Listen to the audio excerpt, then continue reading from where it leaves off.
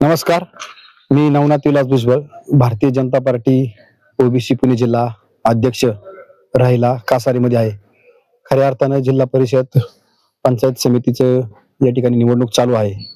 त्यामध्ये आमच्या सणसवाडी, शिक्रापूर, कासारी जिल्हा परिषद गटामध्ये खऱ्या अर्थानं एक सामान्य कुटुंबातील आणि शेतकऱ्याच्या मुलगा या ठिकाणी शिक्रापूर सारख्या मोठ्या गावचं ज्यांनी उपसरपंच पद भूषवलं ते आमचे सहकारी सन्माननीय त्रिनयनजी कळमकर यांच्या पत्नी त्या ठिकाणी सीमाताई त्रिनयन कळमकर त्या ठिकाणी जिल्हा परिषदेसाठी उभे आहेत. खऱ्या अर्थानं ही लढत जनशक्ती विरुद्ध धनशक्ती लढत आहे. पण आमचे त्रिनयन कळमकरजी यांनी ग्रामपंचायतीच्या माध्यमातून मग त्यामध्ये कोरोनाचा कालावधी असेल, अनेक प्रकारच्या योजना तळागाळापर्यंत पोहोचवण्याचं काम त्रिनयन दाजींनी या ठिकाणी केलेलं आहे. मग त्यामध्ये कोरोनाच्या काळामध्ये अनेक गोरगरिबांना अन्नधान्याच्या माध्यमातून त्या ठिकाणी शेवटच्या घटकापर्यंत मदत कशी होईल ते करण्याचा प्रयत्न त्रिनयन कळमकर यांनी त्या ठिकाणी केलेला आहे. खऱ्या अर्थानं समोरचे उमेदवार खूप बलाढ्य आहे. त्यांच्याकडे पैसा जरी जास्त असला तरी त्यांच्या समोरील उमेदवार सीमा त्रिनयन कळकर ह्या सर्वसामान्य कुटुंबातील आहे. खऱ्या अर्थाने त्यांनी शेतकरी कुटुंबामध्ये जन्म घेतलेला आहे. पण त्यांचे पती त्रिनयनजी कळमकर यांना समाजसेवेची फार मोठी या ठिकाणी आवड होती.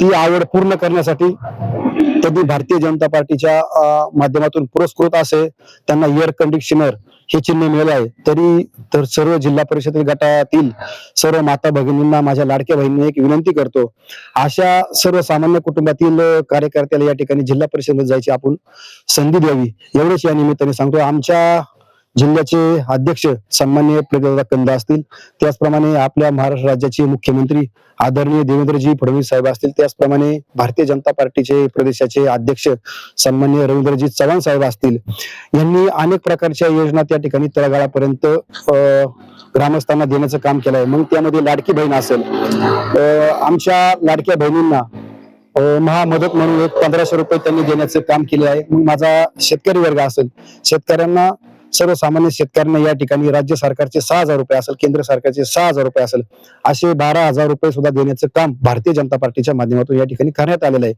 मग त्यामध्ये महात्मा फुले जन आरोग्य योजना असेल, आयुष्यमान भारत असेल, यामध्ये 5-5 लाख रुपयाचे त्या ठिकाणी विमा त्यांनी देण्याचं काम केलं आहे. एखाद्या कुटुंबातील जर अपघात जर झाला तर त्यामध्ये आयुष्यमान भारत असेल, महात्मा फुले असेल, मग त्याचप्रमाणे मुख्यमंत्री सहायता असेल, यांच्या माध्यमातून त्या ठिकाणी रुग्णांना चांगल्या प्रकारे मदत होत आहे.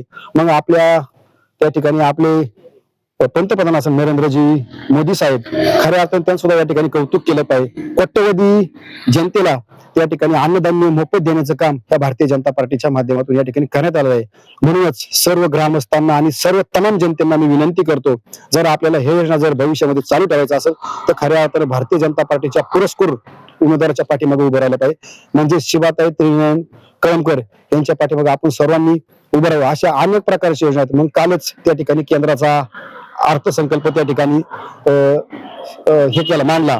मग त्यामध्ये अर्थमंत्र्यांनी त्या ठिकाणी मुद्रा योजनेच्या माध्यमातून 10 लाख रुपये देण्याचं काम, व्यवसायासाठी 10 लाख रुपये देण्याचं काम केलंय. त्याच्यामध्ये सुद्धा सातत्याने 20 लाखाचं त्या ठिकाणी लोन, बिनव्याजी लोन त्यांनी देण्याचं त्या ठिकाणी अर्थमंत्र्यांनी त्या ठिकाणी.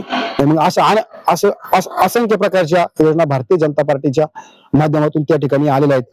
मग त्याच्यामध्ये खऱ्या अर्थाने मी सांगू इच्छितो, लखपती दिदी, खऱ्या अर्थाने कोट्यवधी नरेंद्र मोदी साहेबांनी कोट्यवधी लखपती दिदी आपल्या देशामध्ये तयार केलेला आहे.